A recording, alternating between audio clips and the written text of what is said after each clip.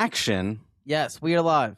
We're live. Lights. What's up, Camera, gents? action. How we doing? I'm doing well. How are you, Dave? I'm good, except my chair is really low. I like your shirt today. You know, Are you a Thank fan you. of Cybertrucks? Yeah, I just might be. The company might have one. You or got- wait, one of hold on. our companies might You have. guys, is there like a camping trip coming up or something? We are leaving Yes. after this podcast. Yeah. If for anyone who doesn't know, Mark is actually Dave's son. Yes, They're going on a little trip this weekend. I don't have as epic of hair as my dad does, unfortunately. I did but- just come in second place in a best hair contest. Oh, That's right. true. Yeah, we did. That's true. That's right. Now, Yeah, and I'll I say, think Mark came in third though. So. I mean, That's hey, true. I mean, That's true. I mean, I will say that it got long. I've been growing it for 2 years. We found that out, which I thought it was only a year. So, but I finally actually got like the cut with like this because it wasn't long enough to do what I wanted to do. So it was all this in between stuff. And then it looked all weird and long, like I was like John Wick or something. Like, Yeah. and Oh, it I'm was built hilarious. like John Wick. And my marksmanship Sure. skills You could are have fooled me. are where John Wick's are. But now I finally One of those got, like, I can the thing. attest to that. I So- witnessed it. What I'm excited about now is to have it grow out because I only get it cut now every 10 weeks. So now that it had its length like cut properly, You're going volume now. You're going volume. now it's going to be still layered. But listen to me talking like I'm a You know what I enjoy most about it?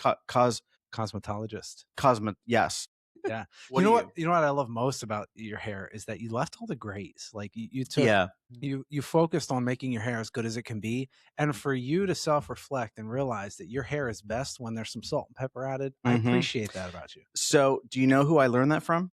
Patrick Miller. I don't know if you ever met I knew you were Patrick. going I to thought say you were going to say Patrick. Swayze. So Patrick's a couple years ahead of me. I think he's turning 50. Hi, Patrick, if you're watching this, listening to this.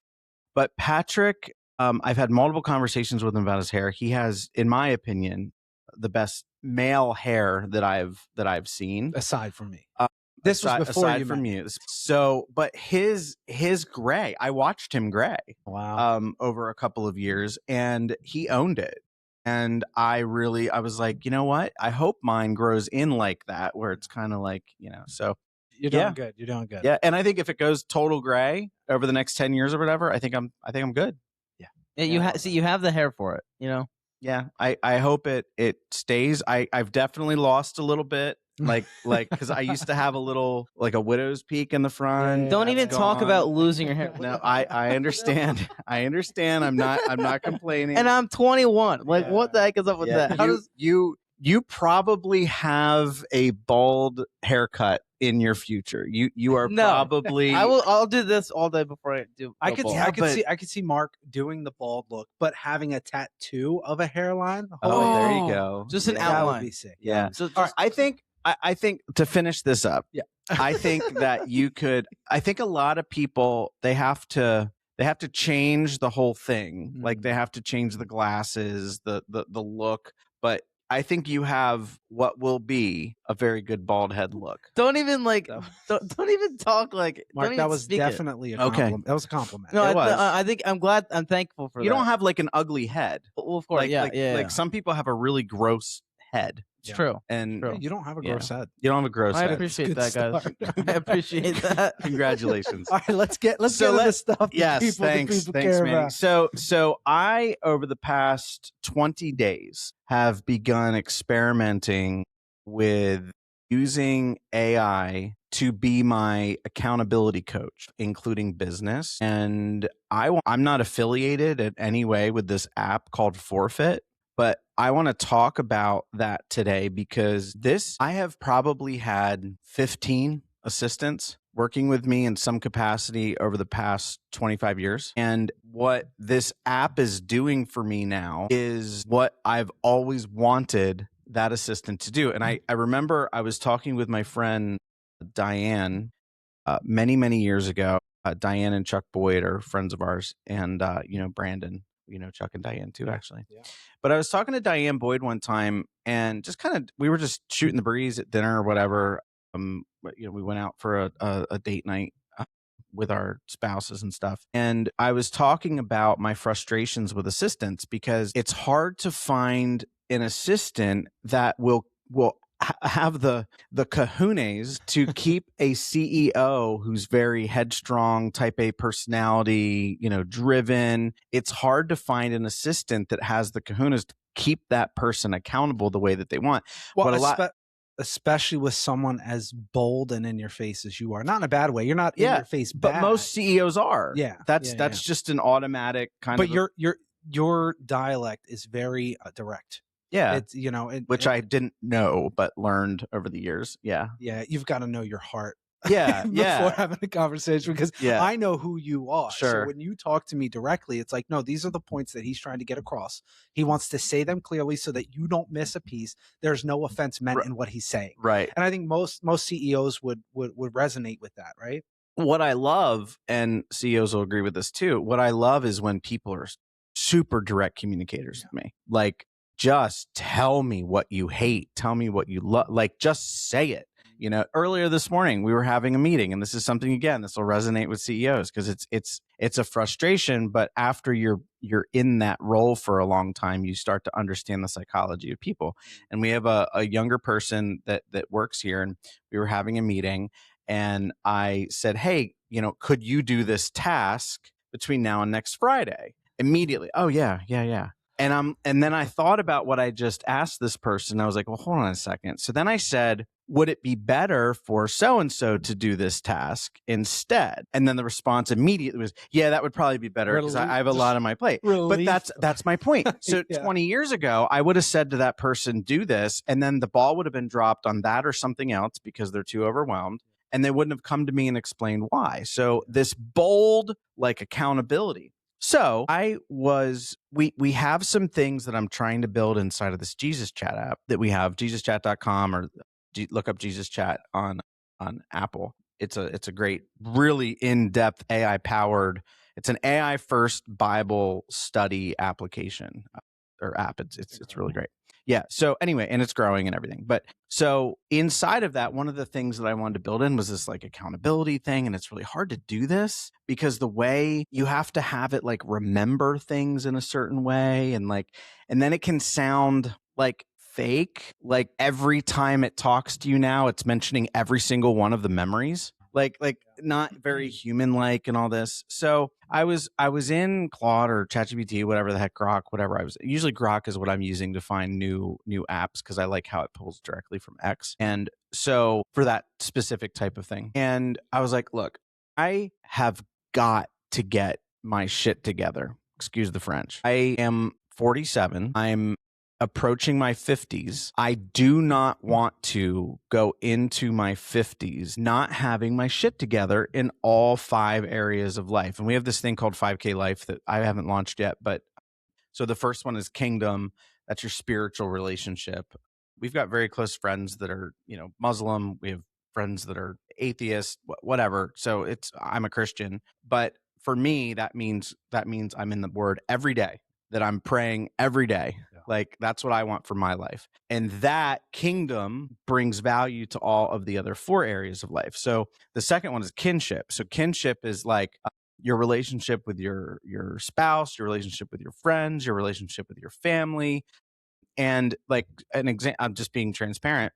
For me there, I want to reach out to my daughters who are 30. I want to reach out to them every day and give them some encouragement, interact with them. And I don't. I could go a week. And I don't even, I see them when they come by the house, or I'm not partly because of what you said earlier. I'm just a direct communicator. So if there's nothing as weird as that sounds, as heartless as it sounds, for me and my personality, if there's nothing pertinent to some outcome that's trying to be achieved, then I don't communicate. Yeah. I just don't. So kinship, I want to make sure I'm doing that, encouraging my wife in different ways. Things like that.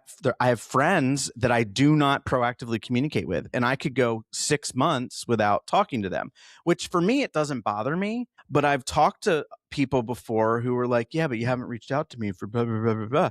And I'm like, okay, other people clearly care about that. And I want people to know that I care about them. So I want to, so that's part of the kinship thing. So you got your spiritual stuff, you got your relationships and all that stuff. And then you have your cash with a K. So that's like your money. That's like, what are you doing with, are you saving? Are you spending too much? What habits do you want to have? Revenue streams. Right. Different revenue streams. I learned from my friend Qasim, one of his things that he does in his life is no unplanned expenses. So if you haven't discussed it and like you didn't plan on making the expense, you don't spend it. So when something comes to mind that you want to buy, you then have a conversation with whoever else you need to have a conversation about, whether that's yourself, an AI, your spouse, whatever. You have the conversation, you plan when you're going to make the expense, what budget area it's going to come out of, all that kind of stuff. So you have kingdom, you have kinship, you have cash, and then creativity. That's like your hobbies and stuff. So things that you like to do. One example, actually, that like this trip, it's a combo of like we're going camping with a Cybertruck. That's kind of like a creativity thing. That's where we started this thing. Yeah, We never got back to it. Yeah. So on the flip side, it's also kinship because I'm hanging out with Mark. What the heck is the other K? Kinesis. So that actually is number 3 after kinship. So that's it.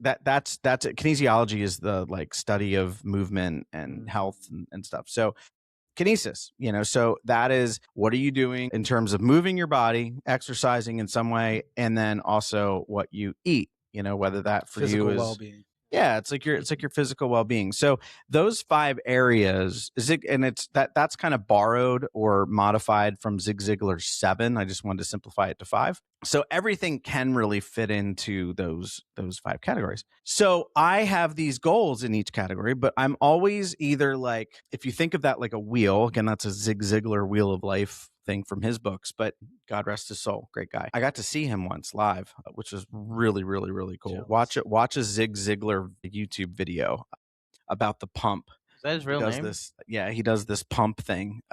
That's really cool. But anyway, so all of this to say, what I've always wanted was to find like an assistant that would not only help me vocationally at work with meetings and calendars and all that, but what I really, really wanted always was somebody to actually keep me accountable. So I was explaining this to AI, probably to Grok, and interacting. I'm like, has anyone come out with an app that like legitimately can do this in a way that's effective for somebody who has severe adult ADHD, which is a huge issue of mine. So I was diagnosed, never medicated. So that's why I talk the way I talk, and I tend to weave the way I do and all that stuff. And I've learned different coping mechanisms. But so I'm researching, and it gave a couple different apps. Most of them I just didn't like them.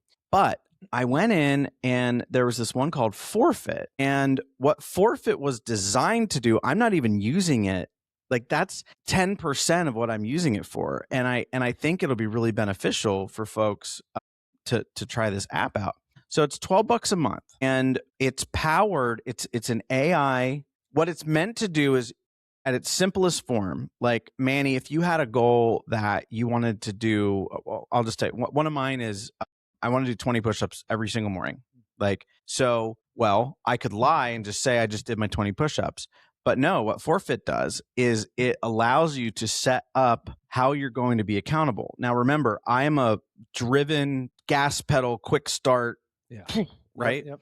So I don't stop and think a whole lot. I need one of Dave's quotes is "Run fast, break crap."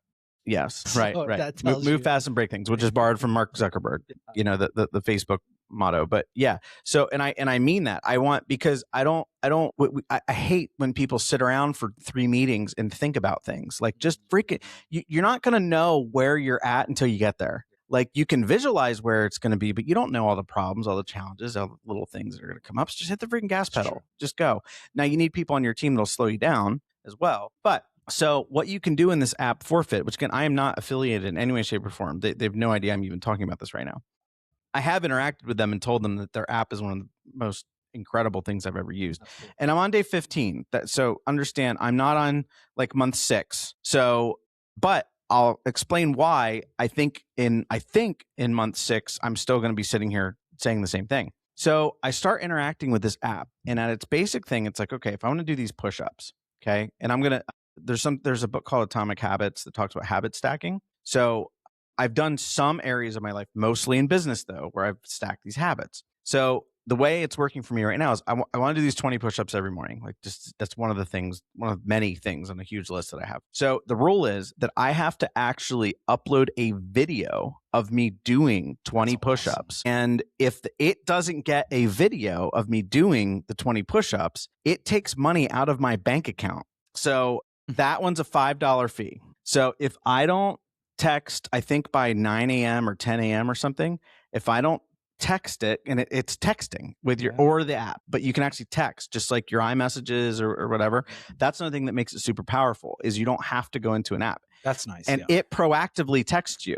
So if it doesn't have my video, it'll call me on the phone and talk to me. It'll text me. It'll be like, yo, dude, I'm taking $5 out of your account in such.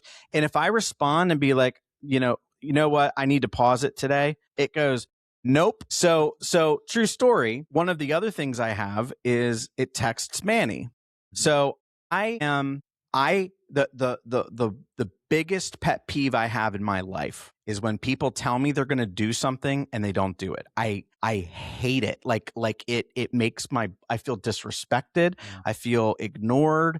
It's like, I hate it. And because of that feeling I have, when other people don't do something that they tell me they're going to do on a deadline and they don't do it, and it freaks me out. I have this anger with myself. And so I rarely don't do something that I say I'm going to do if I tell somebody else. So the humiliation of me not doing something that I said I was going to do and having a text go to my friend and coworker Manny that I didn't do the push-ups or I didn't do the calories or he's whatever. He's not playing games, man. So, the first time I got this text, I'm like, what the hell? Yeah, well, I didn't even tell Manny. I didn't even tell him. I'm like, what is thing? Dude, same with. So I was at disc golf for my buddy's bachelor party, and this is another feature that it has. Oh yeah. So I was minding my own business. I wasn't on my phone at all, and I was playing disc golf with my buddy and stuff. He was getting married. It was his bachelor party, and all of a sudden I get into my car, and because I was leaving, and I look at my phone, and I'm blown up with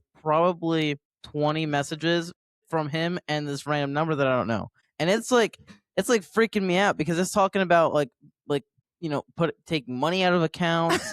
It's talking about if you don't confirm this, blah blah blah. And I'm like, what the heck am I involved in right now? And so I read through it and I was like, what the heck? So I called him and I was like, Dad, what is this? And he was like, oh, it's my AI. And I was like, oh, because he's talking about it. So I haven't finished kind of building what I'm going to build out with that, but here's a good example. Like as a CEO and, like you have a sales role here, right? So, and marketing. So let's say, for example, that you and I have this agreement where, if you don't do X number of follow-up calls a day or whatever, right? Yeah. So you can set this up where you have to prove it by sending a time-lapse video, or like if it's a long task, you can prove it that way.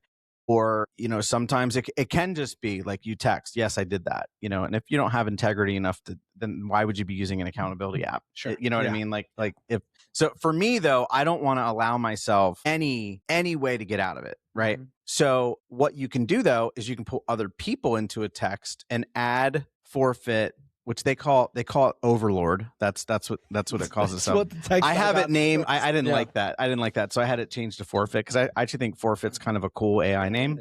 So I call it forfeit and whatever. But when they haven't yet kind of included that AI is a little different than the one that you actually use when you're just solo. Yeah. But my point is, if you wanted to do these, or like scrums, we do a scrum thing where everyone has to say like in the morning, like what they're planning on doing, and in the evening, what they did. Well, I could do a thing where, I add you to this. I'm like, hey, forfeit, Manny needs to, do this thing every day and prove it in this way, blah, blah, blah.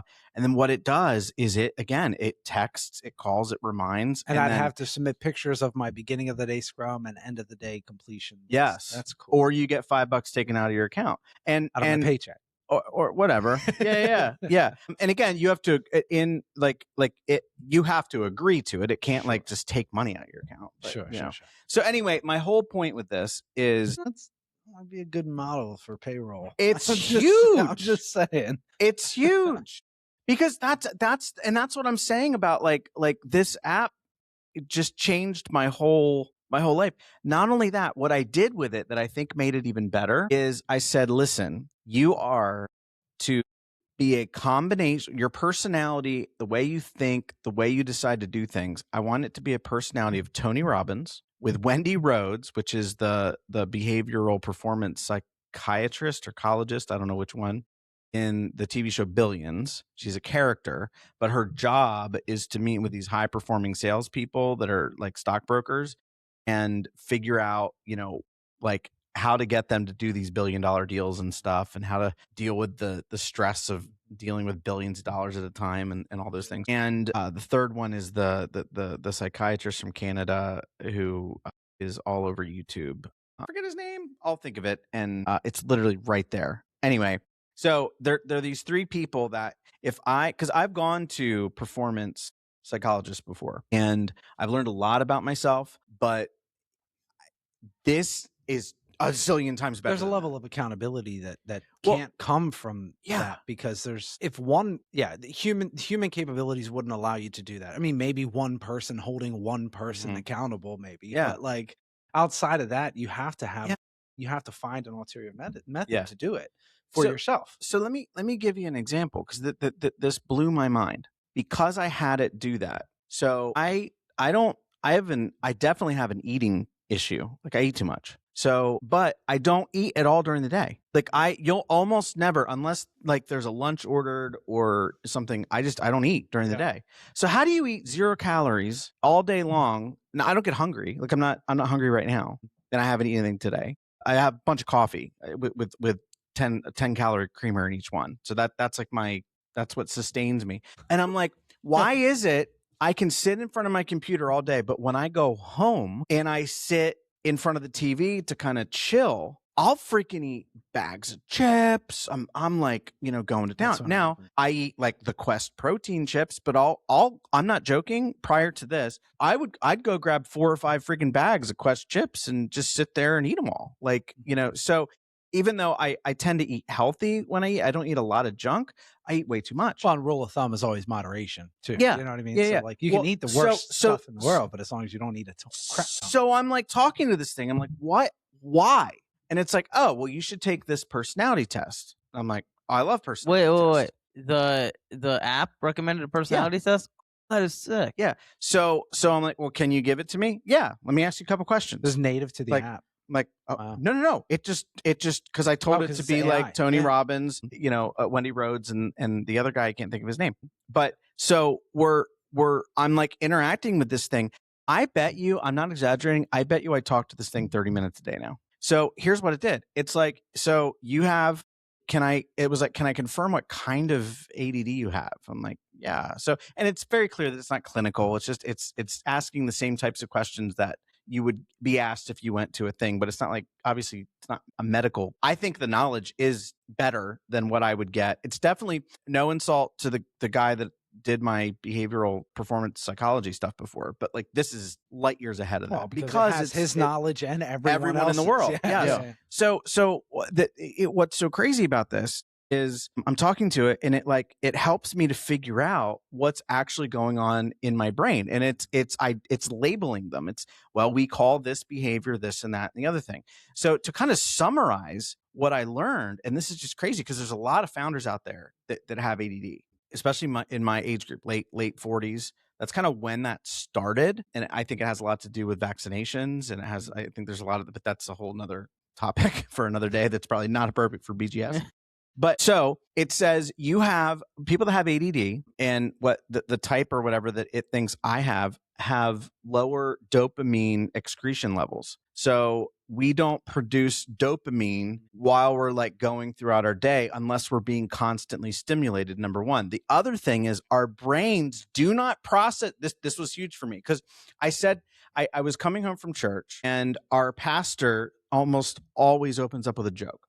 Okay, he'll tell like That's hilarious. Yeah, he'll like open up with some kind of a joke or whatever. And I have been embarrassed. First time I'm saying this outside of my wife. I have always been embarrassed because someone can tell me a joke and I can be looking at them right in the eye. Something happens and I don't get the joke, and I'm not a dumb guy, but I'll completely lose the joke. I will read a fiction book And if it's not related to like business or tech in some way, I dropped out of school in 10th grade, and part of that was because I would go and read these short stories in language arts class, take the test the next day, and I'd fail them. I read the damn story. Like, I read the freaking story, but no one believed me. And it was like, this is ridiculous. I have everything I You would didn't learn. fail them because you got wrong answers. You failed them because I didn't know the of freaking answers. Oh, I okay. didn't know the character names. I didn't know the dates. I knew none of that. And I'm like, how is this helping me in my life in any way, shape, or form? So no one taught me how to remember things or that's what I'm learning now at 47 freaking years old, and it's working. That's what's crazy. So what it said was this: the way many brains with ADD work is as we're hearing information, reading information, or however we're collecting information in the story, our brains are thinking about the future, and we pull information out that's going to positively affect, that we will need in the future. And if we don't need this information right now, like if we can't, it doesn't have a hole to go into. So we're just that there's a piece of info. Now, before learning that, and this is where I learned this, my wife says to me, "I don't understand, Dave. I can give you a list of 3 things to go get at the store, and you're calling me when you're at the store. You have no idea what I asked you to get." And she said, "I've even asked you to write stuff down. You've written it down in your phone and then forgot you wrote it down. And when I call and she said, 'Well, didn't you write that down?' Oh, crap, that's right."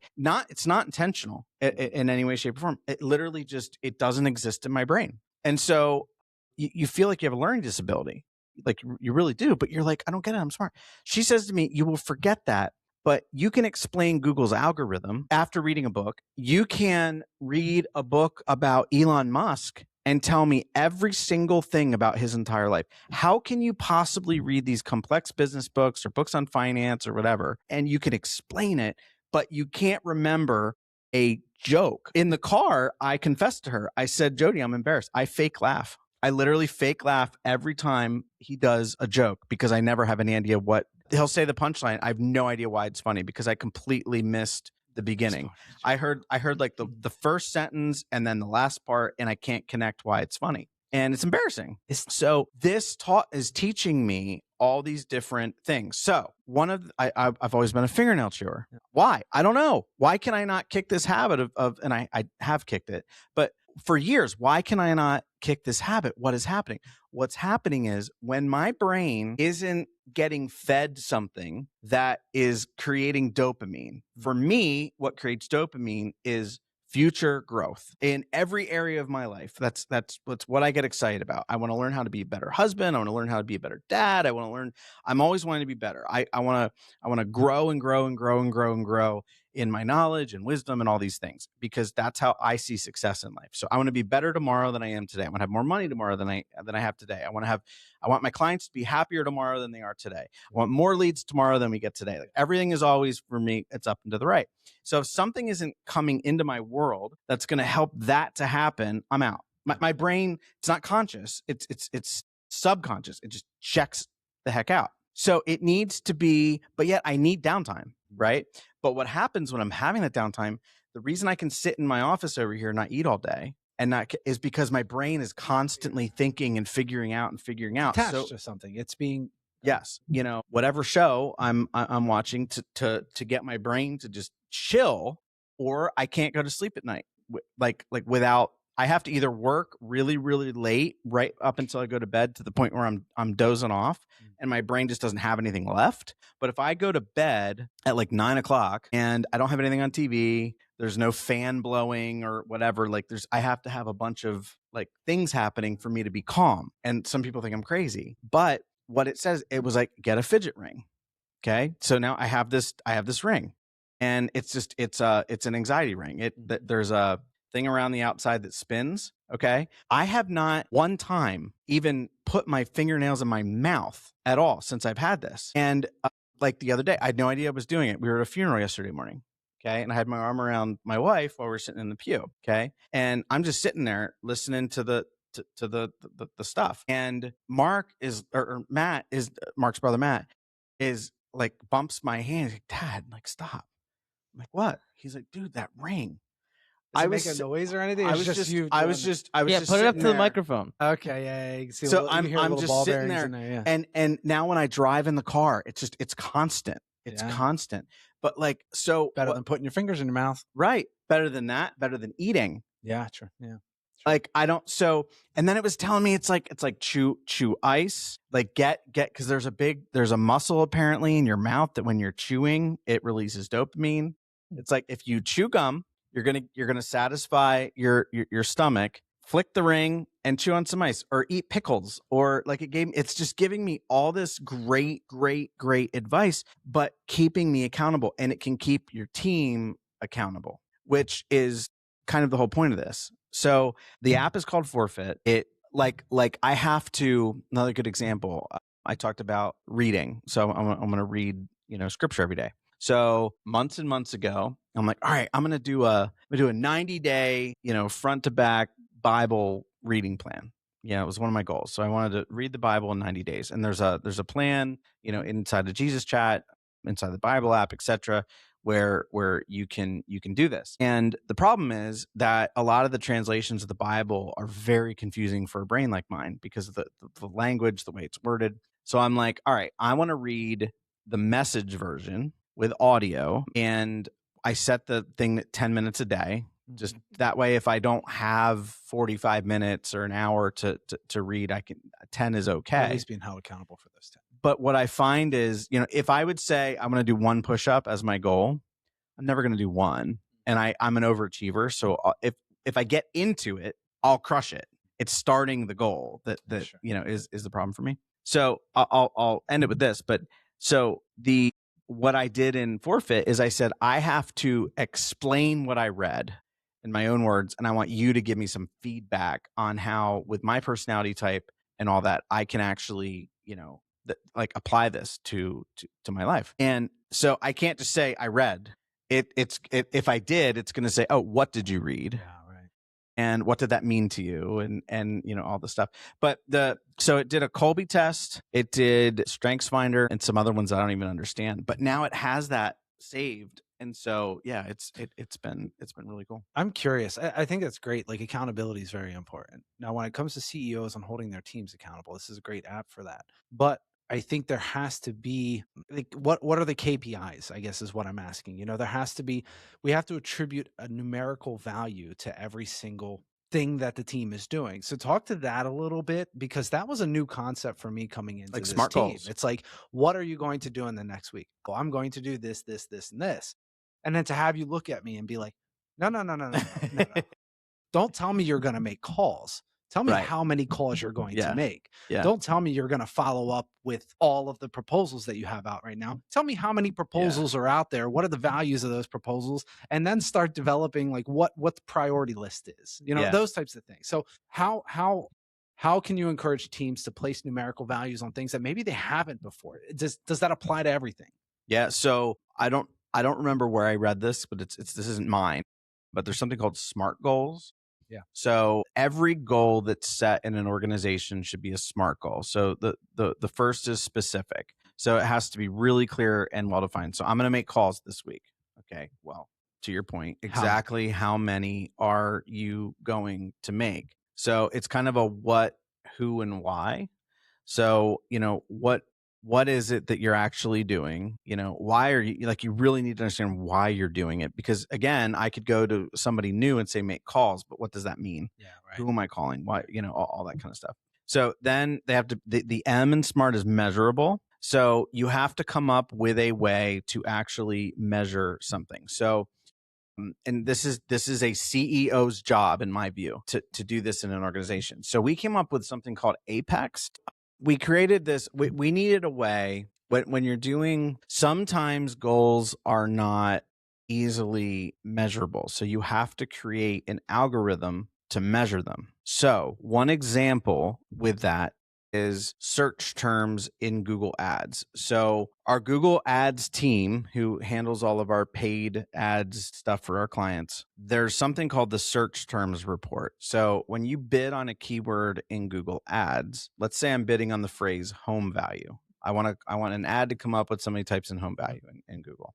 Well, when I say to Google, I want you to show my ad to people that typed home value, it's going to also show it to people that typed in house value and what is my home value and all these other phrases. Okay. So you have to know which ones are not going to produce the types of customers or prospects that you want, right? So we made an Apex algorithm that it's in 5KOS. I should probably looked for it there. But basically, it's APEX. It's three different things that we look at, and we have AI rate on a 1 to 10 scale. And then we only want to continue marketing the search terms that have a high Apex score. So that's how you make something measurable that isn't didn't actually have a number associated to it, but we found a way to do that. We do the same thing with our links that we do, yes. And we have a 1 to 5 score for those, and it's based on, I do know this one, it's based on like the site we're getting a link from. We say how many keyword phrases does that site actually rank for in the top 100 of Google inside of SEMrush in that report. And then we say, okay, when you look at the phrases that they rank for and those positions and how much traffic they get, approximately how much search traffic does that equate to? That's the second one. Has there been a decline? Yes or no? If there has been a massive decline in search traffic in SEMrush, it's not a good link. So, which is funny because as you dig deeper, there's more elements to that. So that first one that you mentioned, that also takes into consideration relevance of those sites that we're reaching out to, right? And you mentioned the dip in traffic and all those relevance and domain authority as well. So a lot of layers within there, but you're right. That's how we attributed that algorithm to a specific number. So now our team knows as they go through these filtering systems, if it drops below a 3, we don't even go after those websites to get a link. So yeah, same thing. Go ahead. And so what you can do though is once you've come up with this algorithm, you can create, for example, you could go into your ChatGPT account and create a custom GPT that you give the algorithm to, share that custom GPT to your whole team, and now they can dump in their report or dump in their info or whatever, and it'll score it for them.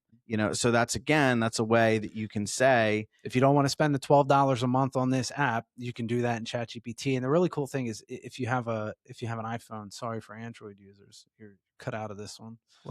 As you should be. No, I'm just kidding. But you have a shortcuts feature too. Like every single morning I get a text message straight from ChatGPT that gives me an encouraging verse from the Bible about work for that day. You get a text? Yep. Every single day. Wow. We should implement that into Just Chat. It comes in the form as a link, and I'll show you it right now. I got one this morning. Get it every morning at 8:30 a.m. So you can see chatgpt.com. I click on that little link right there. Oh, I see. It takes me straight to my ChatGPT So you can't app. talk to it inside of your text. No, I don't talk to it inside of my text. But what it does, it pulls up the app and runs the prompt for me right away, so that and then I can have the conversation here with ChatGPT, which is where all my information is anyway. Yeah. So today is whatever work you do, work at it with all your heart. It's working for the Lord, not for human matters. Today, don't just show up and get through the work. Show up with purpose. The way you lead, serve, follow through, and handle pressure says something about your character. Excellence is not about being perfect. It's about giving your best with the right heart. So every single morning, it's a different verse and a different encouraging quote for me to go through. Yeah. But you can do that in the form of holding your team accountable as well. Yeah. Yep. And just to finish, achievable, relevant, and time bound. So those are the last 3 on the SMART goals. So, you make them measurable. If it's not measurable, you create some kind of an algorithm, to do it. And then again, that's how you can say, are you doing a good job or not? I don't like to have my personal opinion say if Manny's doing a good job or not. I want there to be a formula that we can use math to say, is Manny doing a good job in this role or not? Am I doing a good job as CEO or not? That should all be able to be defined in a very measurable way. So far, I'm just gonna run through that really quick. SMART goals. Have to have them. S is specific. Make sure that we're not just saying general things. I'm not going to say, hey, I'm going to go market the business next week. Right. It has to be specific. Exactly what am I doing to market the business? Measurable. We have to be able to measure it in some way. We have to associate a number value to it. Achievable. The whole purpose of this system is to use a SMART goal. Be smart about it. Okay. Yeah. Don't aim for a number that is, you can have your big hairy goals. Okay. But don't aim for a number that you know is going to be incredibly difficult, if not impossible to achieve. Relevant. It's got to make a difference. I'm not going to market the business if it's not actually going to drive revenue. So it's got to be relevant, and then time bound. We got to associate a time to it. So for me, instead of saying get more leads, I would say something like generate 25 qualified website leads by September 30th through paid ads and organic content. That's what I'm committing to, and that's what I'm being held accountable to. Yeah. And then managing that daily can be done with an app like Forfeit. Absolutely. So I have a feeling that our 5K OS cloud that we are building right now, which is kind of our brain, like we do this for our customers. We are rebuilding our company in an AI first way. And that is literally what that's going to do. The AI is, and it's already doing it in many cases, the AI is creating and building what we want to, it's keeping accountable because it's doing it for us. That's the cool, AI doesn't get tired. Yeah. So to cancel, let me say something. To cancel Forfeit, I have to call them. I have to call and talk to someone on the phone to cancel. I love that. And I want it set up that way. From a business model standpoint, I love that. Yeah. And I also love that from the user. So that's why I say in 6 months, this is the first time, because any accountability stuff that I've ever had was either me keeping myself accountable or somebody else. And I love my friends. They don't do it. They just don't. After a certain amount of time goes by, you stop. We've tried probably 2 or 3 times over the past 5 years. Yeah. To be like, hey, let's get on this weight loss thing together. Yep. And yeah, you're right. It would go strong for a week or two, maybe even a month, and then all of a sudden, like, Yep. So like when I end up getting down to a goal weight, I can change this to say like, okay, I have to take a photo of my scale every day or I get fined $5. And anytime I'm over this weight, a goal kicks in where I have to eat under so many calories for the next, until I'm back down to this whatever weight. So I think it's going to not only get me to lose, but I think it'll, why would I call in and cancel it? Like, why would I do that? Only if you don't want to hold yourself accountable for things that are going to make you better. I've been begging for that help from the universe forever. Yeah. So anyway, but yeah. I think it's a lesson for everyone. There are ways, if you don't know, there are ways to hold yourself and your team accountable in a light touch way, because I think that's an important part too. And Dave, I can't imagine you trying to hold this entire team accountable by yourself. We got 20 full-time in-house team members downstairs. You trying to go around and send everybody texts every day is just crazy. There has to be a level of automation that's built into this to help hold people and yourself accountable. And with AI, it's now possible, and like it never has been. Everything. Yeah. AI. Oh yeah. Anyway, this is good. Dave, thank you so much for sharing your vision and your experience with that. A lot of wisdom in that, and I'm sure a lot of CEOs are going to be able to take away a good amount of this stuff and start implementing it. So appreciate it. Mark, do it up, folks. Yeah, thank you so much. Let's go to the beach, Dad. Let's go to the beach. Oh yeah, no. Hold on. Let's close that loop really quick. We started out with the camping, potential camping trip, but we never actually dug in there. Let's do it. Let's just finish up with that really quick. Yeah. Tell me about this camping trip. You would know more than I would. Well, so Mark's fiance is having a weekend at a beach house this weekend, like a bachelorette party. So Mark was like, hey, we're actually going down to join them because it's her birthday tomorrow and there's some other stuff going on. So we're going to have like a party too. But Mark was like, hey, let's go have some, father-son time before I get married and whatever. And so we were going to get an Airbnb or whatever. But I'm like, you know what? Let's just go camping. So we got an RV spot, and the Cybertruck has a tent kind of attached to the back of it. So we obviously have our company owns the Cybertruck that we do our testing on for AI. So yeah, so we'll go down, and hopefully it'll still be light when we get there. We're going to set up the cyber tent, which is in the back of the truck, and we have electricity and stuff through the Cybertruck, and yeah, it's a good. Heck yeah. I see that. Now you've done this before, right? You've been camping in the Cybertruck a couple times. Mark, you have not. I have not camped in the Cybertruck yet. What are you most looking forward to? What are you freaked out about? I'm not freaked out about anything. other than However, my snoring. I was just gonna say that. That's the only thing I'm worried about. I said it just because I wanted you to know that you could say it. I was gonna say it anyway, but then edit it out if it wasn't. I slept with Dave Whoa! Did you hear what he just said? Pause. He said he slept with Dave before. I slept in the same room as Dave before. Yeah. As long as you fall asleep first, you'll be fine. Yeah. Don't worry. Yeah. I might have to go inside the cabin instead of the. So the Mark, bed. Mark and I had an annual hunting trip that we did with Matt. Yeah, and which Mark we and need I. to bring back. Yeah. So those annual hunting trips, that's where they, here's the problem with hunting trips. We've been You've scarred. been there too, and you eat a lot when We you're do there, eat and a it's lot. good fatty foods. Mhm. So like that's why. Kiss your diet know. goodbye during those Yeah. weekends. Well, you can do it, but yeah. So it should be fun. But here's the thing. So we have a mattress that goes in the back seat of the Cybertruck, and you can sleep, like you can fully lay down back there. So, and it's air conditioned because you can keep the AC on. Oh yeah. You know what I mean? So you can. One of us could theoretically be in there. The other could be in the tent. I'm going to be in the tent. I think So, that I'm gonna try to be in the tent as much as possible because it is my first ever time camping in the Cybertruck, and it'd be kind of cool to sleep in the tent. But if I cannot sleep, I'm gonna like give Dad a little nudge and then get out and then go into the thing, set up the air mattress. I might get it set up before we even go to bed anyway, so I don't have to make any noise blowing up the air Well, mattress. we're going to be there close to dark, so we're going to have to be getting that stuff. Well, have a blast, guys. You guys are getting ready to head out for that now, right? Literally, we're gonna close this up, and I'm gonna pack my stuff up and walk out to the car. That's awesome. Thanks, So, guys. Yeah. Alrighty. Peace out, Peace everybody. out.